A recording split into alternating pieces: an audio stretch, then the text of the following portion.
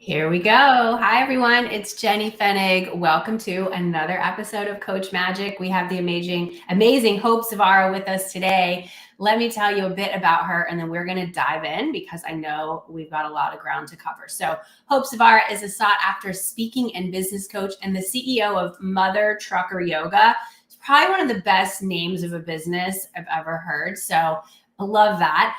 Hope has been featured in Forbes, Yahoo, PBS, and SiriusXM after rising to the top as a leader in health within the trucking industry. Her innovative business mind has made her a desirable coach who has helped thousands of speakers and entrepreneurs go from confused and unsure to all over the place as a speaker who is clear, direct, and aligned with their mission and audience. Well, Hope, we are thrilled to have you with us today. Welcome to the show.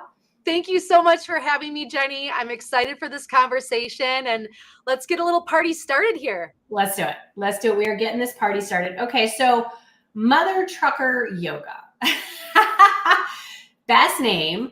How did you get into the trucking industry, and how did you align yoga with the trucking industry? Yeah, I always tell people I'm not a truck driver, although I do own a Peterbilt. I do have my own truck. I really got my start in the yoga space. I was struggling as a teen into my 20s with anxiety, depression, addiction, and I just was looking for something to help me. I had done all the traditional stuff, went through all those things, and nothing really stuck. And then I was working at a recreation center as a lifeguard, and a colleague looked at me one day and said, "You look like someone that would practice yoga." And something in me just snapped. Full disclosure, I live in a small town in Wisconsin. Like, I don't even think I knew what yoga was, but something in me just told me, like, you need to do this. And so I went and found a class, and that Wednesday night yoga class became my weekly ritual of second chances. Those second chances eventually got me into recovery.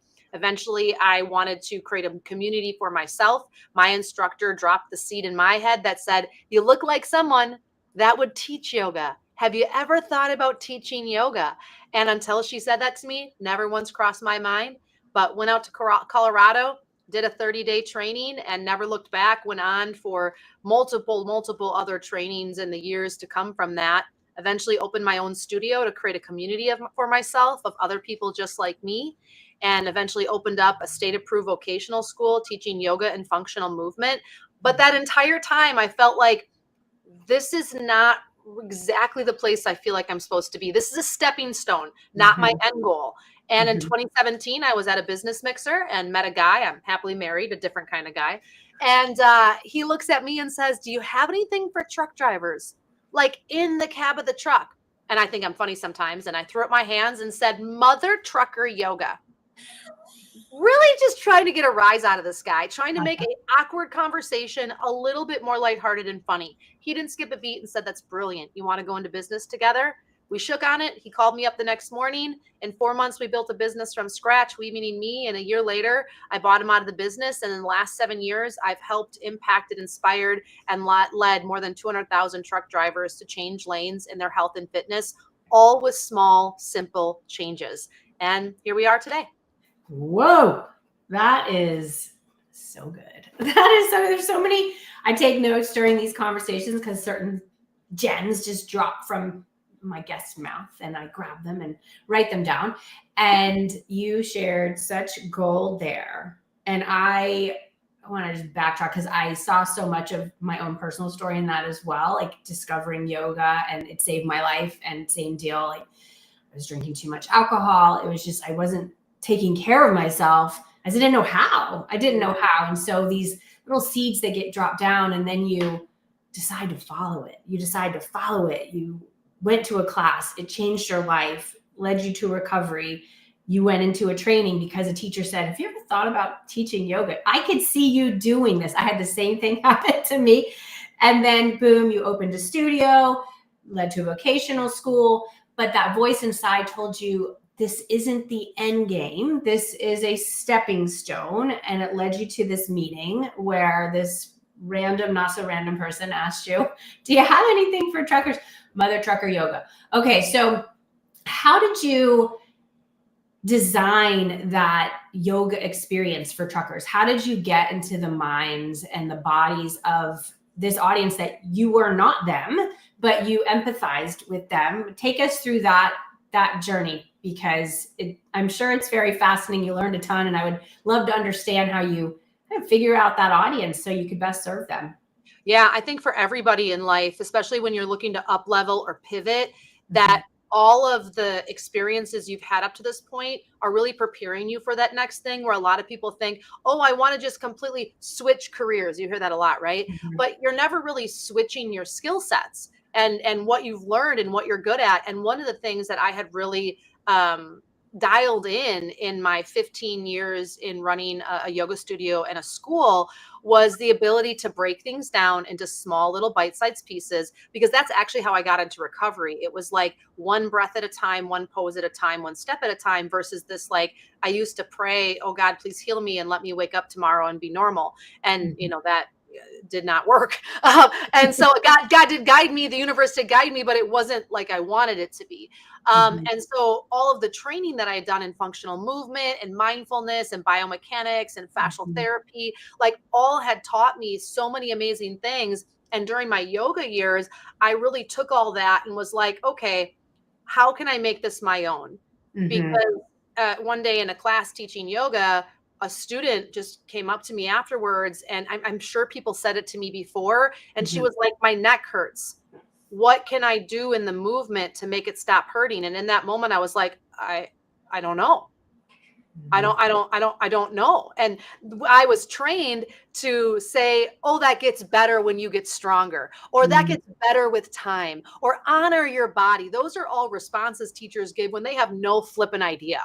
And so Mm-hmm. I was like, crap, I really have to learn about the body. And so I stepped out of the yoga world, learned everything I possibly could about kinesiology, functional movement, core training, all of these things, went back to the yoga mat and like threw out half of what I had been taught, because I'm like, this is not appropriate for today's modern body. And so I took all of these things. I had worked with lots of blue collar workers, lots of people, from all diverse backgrounds. And so the trucking really wasn't that big of a leap for me, because I had already been teaching this type of an approach. I already had been primed for that. In Mm-hmm. addition to teaching chair yoga and cancer survivors and elderly, like, I was like, I can take everything that I've been doing and adopt it to a driver. And I did a small test run with a group of drivers, and the results were phenomenal with basic things I was even teaching them. I'm like, just do these things and let's regroup in about 6 weeks. And every single one of them, my arthritis stopped acting up, my back doesn't hurt anymore, I'm sleeping better. Like, this wasn't some magical weight loss program. This was just basic everyday lifestyle movements and changes, and the results were phenomenal. And so I've been doing it ever since. Wow. Oh, so good. So good. Well done on that. And I love how you also realized that a lot of what you had been taught wasn't really effective, because we learn this because we work with humans, and then we start trying things on for size. I mean, yoga led me. I taught yoga for just a blip in time. I taught asana, and then I realized it was truly a stepping stone to lead me to coaching. And so, and I joke with my clients, but it's not really a joke, it's true, that I'm teaching yoga. They just don't realize it, because yoga is not just asana. It's A lifestyle. mastery over the mind, right? It's lifestyle. It's just how you live. It's how you operate. So funny. I went to the dentist this morning. Every time I go to the dentist, I'm always in my yoga clothes, because I come straight from yoga. I organize it. I'm out of the house, yoga, to the dentist. And he's like, did you go to yoga? I'm like, absolutely. Keeps my motor running. Like, it's our ongoing, it's not a joke. It's real, but it's just a way to live. It's a way to live. It's a way to operate. But by doing everything that you've done, and how I apply this to my own life, it allows you to be able to see the world as it is and make much more intelligent decisions. And for you, having done all of this work with these real humans, these bodies, you recognized from your own training, expertise, years in the field, that certain methodologies or certain teaching techniques weren't really effective. And so you took matters into your own hands and were able to really serve this audience. So walk us through, how did you shape the business? Like, what were you doing? Was this teaching over a training program? Were these truckers tuning in to a digital course? Did you meet them in person? Did you do retreats with these people? Like, what did you do? How did you get the content to them? Yeah, I think the first thing we always have to ask ourselves, and whenever I'm coaching business clients, is one, what are your skill sets? Like, Mhm. I would never recommend to somebody that hates one-on-ones to be like, you should start a one-on-one coaching program. Like, if they're very introverted and don't like that, they're going to be better off with a group training experience, Mm. or they're going to be better off with maybe in-person types of stuff. So one, it's recognizing where your skill sets are and where you work best. Mhm. Where you shine the most, what comes the most natural to you. And that's different for everybody. And for me, I really like a group atmosphere. That's where I shine best. I can do one-on-ones. I'm fine with that, but Mhm. it doesn't light me up. It doesn't like get me out of bed in the morning. I should say Mhm. at night, but yeah, it doesn't get me out of bed anywhere. And so one, I had to establish that. Yeah. And two, you need to know your industry. So I had to do some research. Yeah. How are other people in my industry currently delivering this? And is it working? Mhm. So versus looking at someone and be like, oh, I want to do that. And they're in a completely different industry, honey, that might not translate. But Mhm. furthermore, you also might like a certain style of Mhm. learning or a certain style of delivery, but your Mhm. clients don't. So it's less Mm. about me and more about them. And so Mhm. I really recognize that having more of like a membership site with some coaching was going to be the most beneficial because Mhm. drivers have crazy schedules. They never know where they're going to be, when their off time is, depends on when they started. And so being able to be like 1 p.m., we're going to do this coaching, or we're going to meet, like that would have been difficult. So Right. it was really about combining a group element with Mhm. a membership site that had my videos, that I was be able to dictate and kind of direct them towards, Mhm. and a community component to it, so we could have an open conversation whenever Mhm. that worked best, was really kind of the best case scenario for the drivers. But there was another piece to this, and Mhm. I think this is a mistake a lot of business people make, or a lot of entrepreneurs make. Mhm. They just think, if I build it, they will come. Mm. And nothing is farther from the truth than that. And so we also need to recognize, like, I was brand new in the space. Nobody knew me. I didn't know anybody.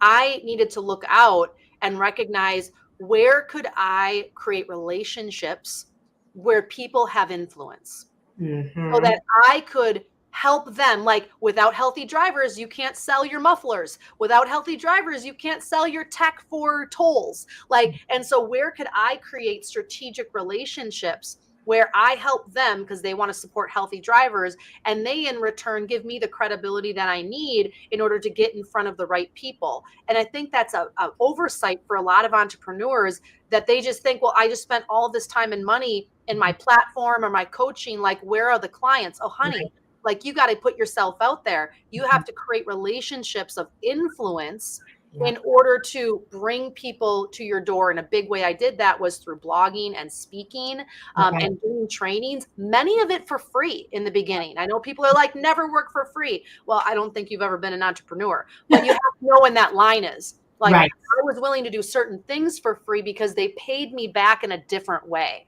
Yeah. Yeah. Yeah. 100%. That's such a great point. And how did you identify? So I love that. And sometimes we do need to put ourselves out there and not quote charge for it, because you have a great offer on the back end, and that's where you got to have your offer dialed in. Sometimes even doing those talks, you get more clear about, wait, who are my people? It's all research, it's all data that you can then apply to your business and this offer. How did you identify what some of those top influential strategic relationships were going to be? How did you Yeah, find I just did my research in the industry. them? Who's doing a lot on social media, who's at the conferences. Mhm. I ask questions. Like, I'm not afraid to ask people. A lot of people are like, oh, if I ask a question, they'll think I don't know, or think I'm less competent. Oh, honey, like, there's nothing more people love than to help educate you and add value into your life. And there is an art of reciprocation. Yeah. You're like, oh, this, and then I can offer back, and then they want to offer me back. And before I know it, I have this new BFF. Mhm. And so I was just willing to put myself out there and talk to people and ask, hey, who do you know? Hey, Mhm. I'm doing this. Do you know somebody that would be interested in this? Or Mhm. what are the top truck shows? What are the top Mhm. truck conferences? Like, where does everybody gather? Like, I was just asking questions. I was doing Mhm. research. Google was my friend. LinkedIn was my friend. Facebook was my friend. And I wasn't afraid to put in the time, Mhm. because that was R&D. That was strategic research and development for me to be able to build my business. And I see a gap with a lot of entrepreneurs nowadays where it's like they're just not willing to do that. And I can't figure out the life of me why. Like, there is no marketing person that you can hire for the knowledge that you can get yourself, because that's going to help shape and curb how you do your part. And that's one piece that I always try to encourage new entrepreneurs or even existing entrepreneurs.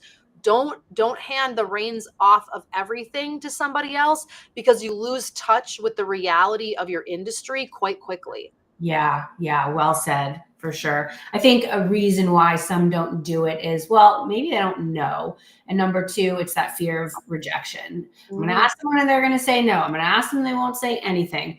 I was grateful in that the job I had before I became an entrepreneur, it was the job I held right. I was going through the yoga teacher training, and that opened my eyes so much, to the point where I'm like, I got to get out of here. That's the thing with yoga. You got to be careful, because it shows you everything. It shows you everything. There's nowhere to hide. But at that particular job, I was a researcher, and I put together business conferences. I produced business conferences, and my job was to get on the phone and ask senior executives, what are your biggest challenges? What's keeping you up at night? And that has served me so well, because it shows you how to create something that your audience needs and wants and will buy.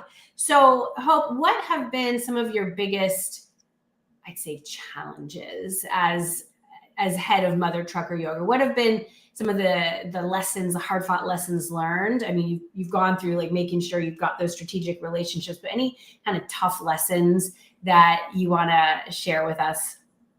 Yeah, I think one of the toughest lessons, and this is something I constantly am checking in with day after day, week after week, month after month, is leaning into my strengths. Because it is easy when you hear, or your Facebook feed or whatever it is, like this new thing, like everyone needs ClickFunnels, everyone needs to write a book, everyone needs to do all these things. And you start thinking, well, I should probably do that, but it's not in my strategic path right now. And so then you deviate, right? And then you're in a cul-de-sac, then you're on a side street, and then you have to navigate all the way back. Like, you need Facebook ads. Like, Facebook ads are going to change your business. Well, honey, I have spent thousands of dollars with multiple types of people with Facebook ads. They actually just don't do well for my business.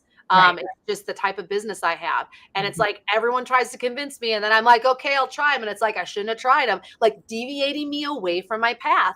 And so I agree with you that the yoga really has helped me stay grounded. And when I kind of get away from what I know of yoga and the lifestyle and the meditation and just the mindfulness piece of it, especially, that's when I derail. That's when I deviate. That's when I'm stuck in cul-de-sacs. And I don't think we're taught enough as entrepreneurs to trust ourselves. Yeah. Like, what's right for me? And whenever I get kind of sidetracked by somebody else that everyone's like oohing over, and I'm like, well, maybe I should ooh over them too. Like, is maybe I'm being unwilling. Maybe I'm being stuck in the mud. Like, I kind of like say these things to myself. And then I kind of go that way. And it's like, hope, mistake, come back. So that's one. And I think the other one is just the social media landscape is constantly changing. And I am very value-based and I'm very teaching-based. Like, I love to educate, and social media is a great platform, but it's very much now, you got to be a good actor. You have to be good at video production. You have to be good at putting together little skits and spending hours editing those things. Like, I really struggle with the line of like, I don't want to be an influencer. I want to be a business that creates influence. And there's a difference. There is a big difference, because you can be an influencer on YouTube or TikTok and have zero business. And if the internet went down tomorrow, excuse my language, you're screwed. Yeah. And so I would much rather be a business with influence, that I have multiple channels. At the end of the day, I have a list, I have clients, and I have a stability and a stable surface to stand on, whether TikTok is banned or not. And I think we saw that when TikTok that happened. Influencers went nuts because they don't have a business. They are simply an influencer. So those are some of the things I struggle with. And it's like, oh, you kind of get stuck in what everyone else thinks a little bit. Yeah. I'm so glad you said that. I've gone through most everything that you just mentioned. I've been a coach for 17 plus years. So, I'm not new. I didn't just get here, and that's good. But like you said, you see so many trends, fads come and go. I was in the Facebook ad world for a while. I freaking hated it. I hated it. I was like, Amen. I have to do this. I have to. Everyone says you have to do it, and I had these webinars and blah, blah, blah, and I remember just everything came to a screeching halt. And it was when I have 3 kids. My oldest literally refused to go to school anymore. There's a term for it. It's called school refusal. Whole long story. And we ended up homeschooling him. He's still homeschooled. He's in 10th grade. He's going for it as an elite tennis player. It's very exciting. But at that time, I remember I'm like, I can't do all this anymore. I can't keep this machine with the bells and the whistles and push this, push that, pull that. It was just not aligned with how I'm wired. And the yogi in me was going, stop.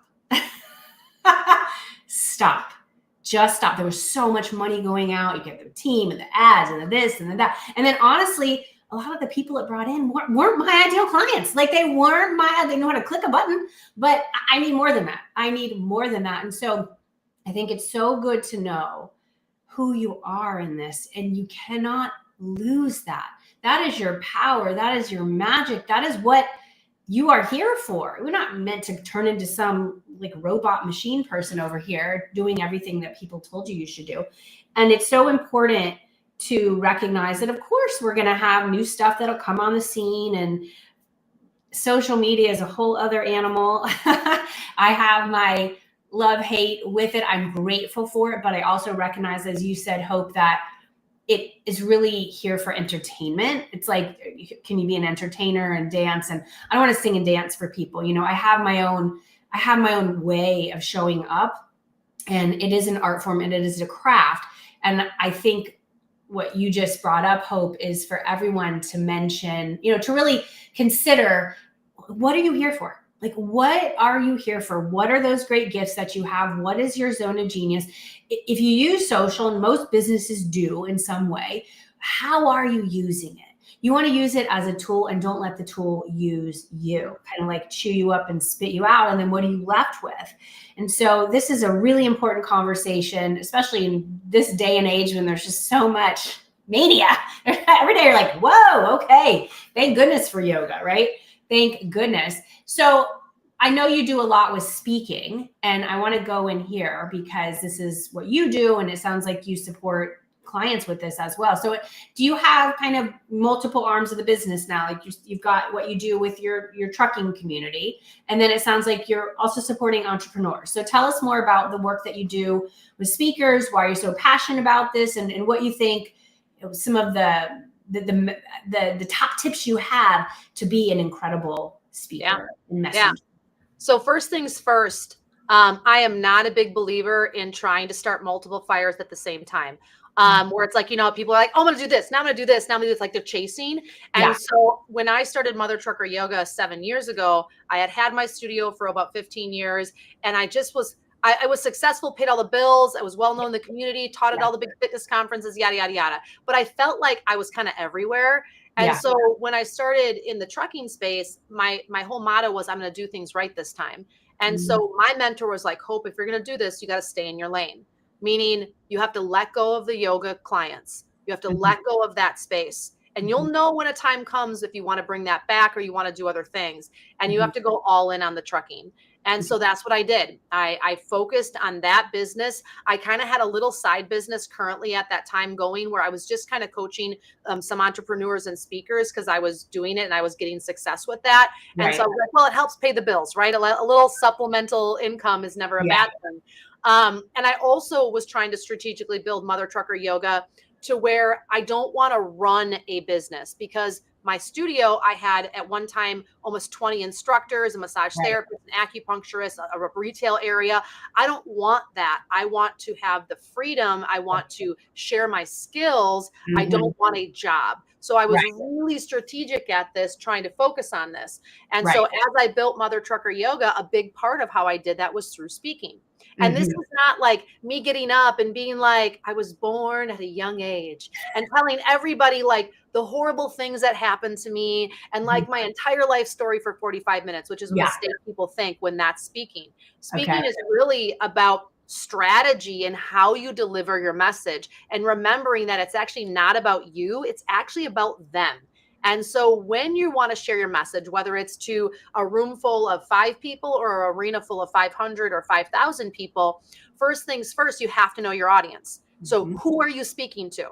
because your message, if it's, built for female entrepreneurs, but it's a room of dudes that all work out at the gym and it's a fitness conference, one, why are you there? But two, your message is not going to resonate. So you have to know your audience. The second thing is you have to know the problem that you solve. And this is a mistake that a lot of people make. I have coached 10,000 plus speakers and entrepreneurs over the last 7 years. And one of the things that is mind boggling to me, Jenny, is it doesn't matter if you're a new entrepreneur or you are a multiple $1,000,000 earner, is when you ask people what the problem they solve in their business, most of the time they give you the result. I help people with weight loss. I help people make more money. I help people, manage their finances. Last time I checked, those are all good things. Those aren't problems.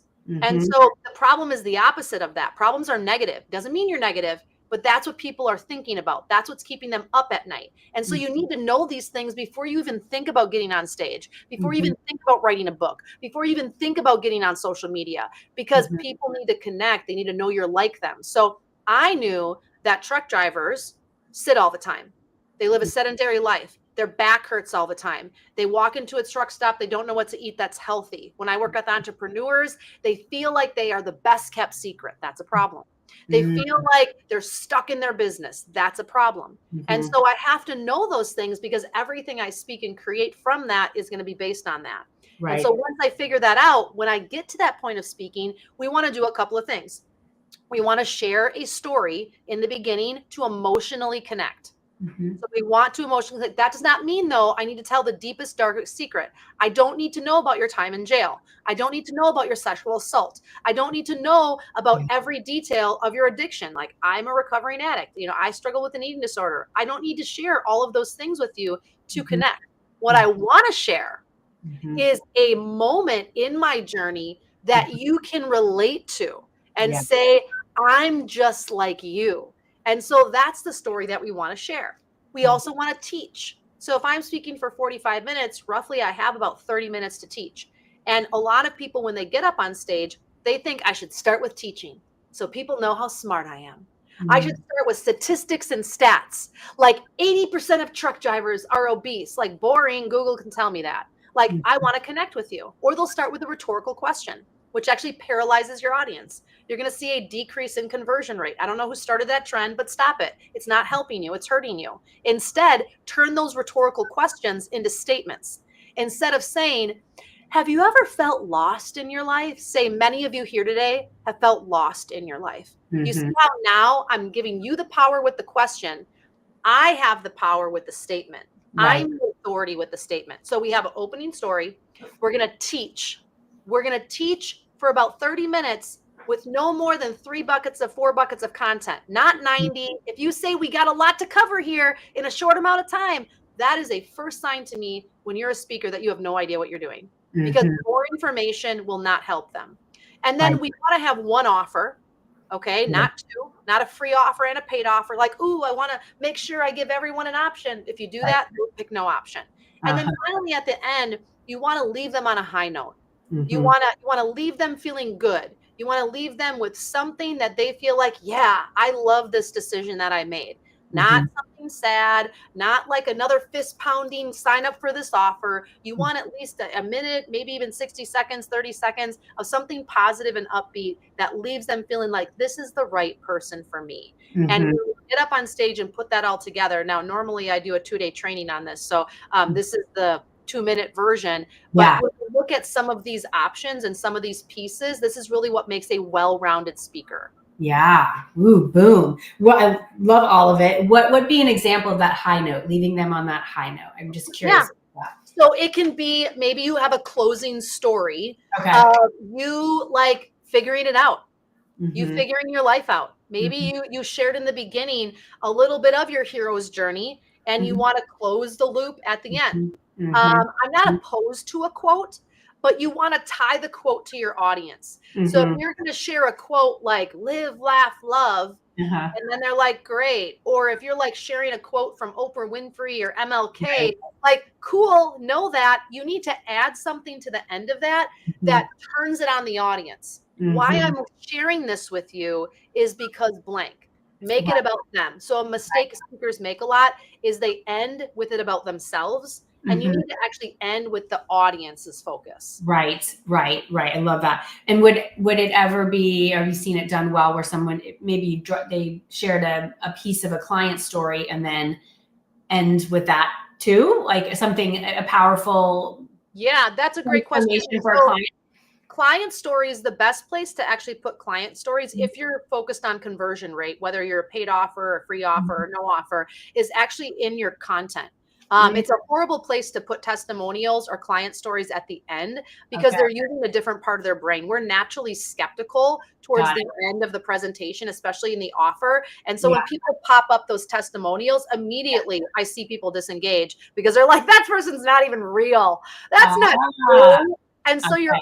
your testimonials should actually be in your content as client examples that match that content piece, because Got it. that part of the person's brain is open and receptive. They're in learning mode. And so those are the Right. best places to put those things. Do not put them in the offer. Do not put them at the end of your presentation. Because you're going to completely just disengage the audience beyond, and they've already made the decision whether they want to work with you. So you're not picking yourself or them. Gold. You have so much wisdom inside of you, just out there doing it. And I want to celebrate you for your decision and to celebrate yoga for taking both of us on such a ride. I mean, who knew? But I have a lot of clients and members of my audience who are into yoga. So I know that they can appreciate this. And for those of you tuning in who maybe haven't dipped your toes in this world, I think we would both encourage you to give it a spin. It is such a game changer because it really allows you to trust yourself. I mean, that is like one of the greatest gifts of yoga. Hope, how can people find you? How can they stay in touch with you and find out what you're up to? Yeah, if you want to find me on social media, Hope Zvara, Zvara, it'll connect you to my Mother Trucker Yoga social platforms as well, where I'm sharing inspiration and fitness advice, business advice, and really things that I've learned from working with the clients that I've worked with, the mistakes I've made in my business, but more importantly, the ability to follow your intuition and live your life calling, which I feel like when you're doing that and you're in harmony, life is fruitful. And when you're not, you usually can tell things just aren't right, like something's off. And I do as well have yoga to thank for that. I think yoga is an incubator for your everyday life.